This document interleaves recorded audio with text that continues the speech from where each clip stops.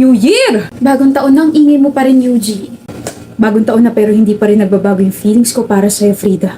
Look, gusto pa rin kitang tirisin. Ang aga-aga, ikaw agad yung makikita ko. Ah, my eyes! Na-open ang aking mga eyes! Doon ka na nga! Ayoko nga, baka mamiss mo ko, no? Di ko kakayanin yun. Kung sana lang ako lalapit sa'yo para maramdaman mo na lagi akong naiirita sa pagmumukha mo. Ay, Frida, masama yan. Ang kamay ay hindi pinangahampas. Ang kamay ay pinang-holding hands. Akin na nga yan, your hand looks very lonely. Gusto mong isakal ko sa itong kamay ko, ha? Tabi! Uy! Ano? New hair, new me ka ngayon? Napansin mo pala? Paano ko hindi mapapansin? Napakaganda ng anit mo. Oo na, ang pretty-pretty. Isang beautiful eyes nga. Dali, isang beautiful eyes nga. Ewan ko sa'yo. Pikon! Pangit ka! Ikaw na naman, Frida. Nakita na nga kita kaninang umaga tapos nakita na naman kita ngayon. Huwag mo namang masyado ipahalata. Nagupong-gupo ka sa akin. Gusto mo sabunutan kita? Di gawin mo! Physical touch ang love language ko. You're hopeless. I'm hopeful kaya. I'm very hopeful na magiging tayo someday. Ano? Huh? Ano? Hindi naman ikaw yung kausap ko. Padar ka ba? Masyado ka namang asa-asa dyan, te. Nako, Frida. Bukas-bukas mo yung pagiging asado mo. Nasaan na yun?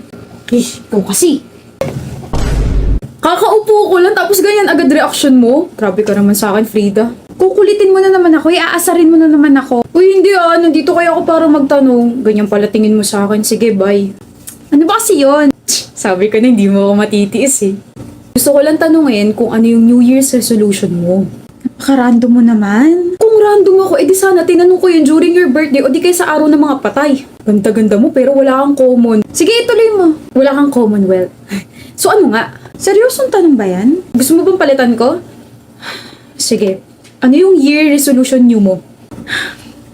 Ang New Year's resolution ko is to learn a new skill. Makakount ba sa new skill mo yung nabihag mo yung puso ko? Thanks for answering my question. Sinusundan mo ba ako? Kapal talaga ng mukha mo. Pupunta akong kantin. Sinusundan mo nga ako. Doon din yung punta ko eh. Grabe ka na, Frida. Aminin mo na kasi. Hi! Veya, remember me? We used to hang out last year. Veya? We hang out kaya sa condo ko.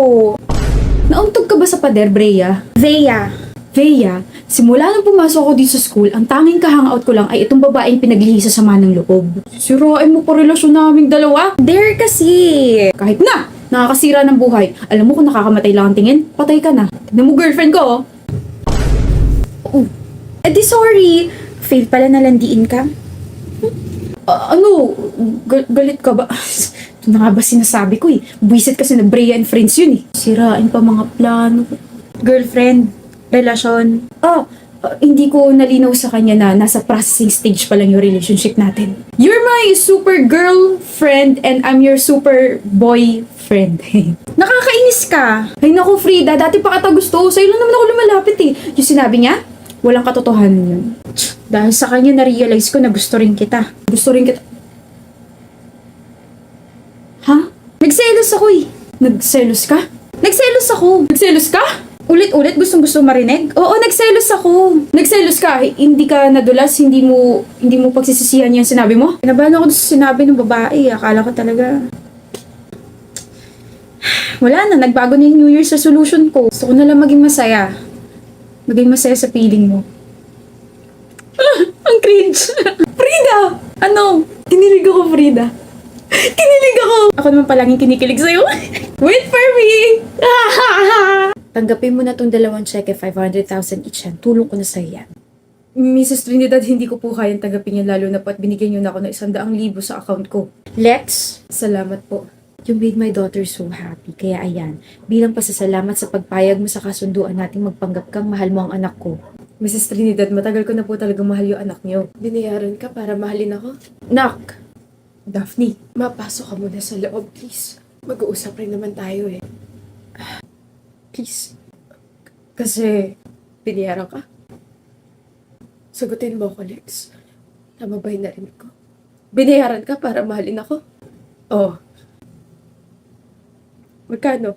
huminahon ka, Daphne. Baka kung ano mangyari sa'yo. Bawal ka ma-stress, diba? Magkano? 100,000. 100,000 o 1,000,000? Parehas. Pero, Yun ba yung presyo ng worth ko? yung presyo ng puso ko. Daphne, mahal kita. Maniwala ka naman, oh. Mahal. Hindi mo ko mahal. Mahal mo yung pera mo. Mahal mo yung perang binigay ni Mama. Makinig ka naman sa akin. Lex, isang taon. Isang taon niyo ako niloloko ni Mama. Sana sinabi mo na lang para hindi ganito kasakit. Pala kung kailan mamamatay na ako, doon ka sumulpot sa buhay ko. Yung nagkabungguan tayo sa ospital, yung sinabi mo na gusto mo agad ako, yung pagbisita mo rito sa bahay. Lahat yun, planado. Lahat yun kasi pumayag ka sa utos ni Mama. Lahat yun para sa pera lang. I'm sorry, pero kung kailan mahal na kita. Kung kailan mahal na kita, tsaka naging ganito. Maniwala ka. Matagal na kitang kilala, matagal na kitang gusto, matagal na kitang mahal. It's just that kailangan ko ng pera, Daphne. Sobrang desperado na ako. Huwag ka na magpapakita pa sa akin kahit kailan. Luluhod ako para mapatawad mo. I hate you, Lex. I despise you. Kayo ni Mama. Please, Daphne. Mrs. Trinidad, ano pong ginagawa niyo rito? Sorry po kung naabutan niyo pa ako sa ganitong estado. Nga po pala, successful po yung naging operasyon ko. Maraming salamat po talaga sa perang binigay niyo. Nandito ako para humingi ng tawad sa'yo. Inatake ka pagkatapos niyo mag-usap ni Daphne nung gabing yan. Si Daphne po ba? Hindi niyo po ba kasama? Galit pa rin po ba sa akin? Pagkalabas ko po rito sa ospital, magsasorry po ulit talaga ako sa kanya. Lex, Po? nandito rin ako para sabihin. She's gone. Po? My daughter's gone, Lex. After her successful operation, she died. Pwede ko ba siyang dalawin? Huwag niyo pong hahayaang makalapit at mahanap ako ni Lex dahil kinasusuklaman ko siya pati ang ginawa niya sa akin.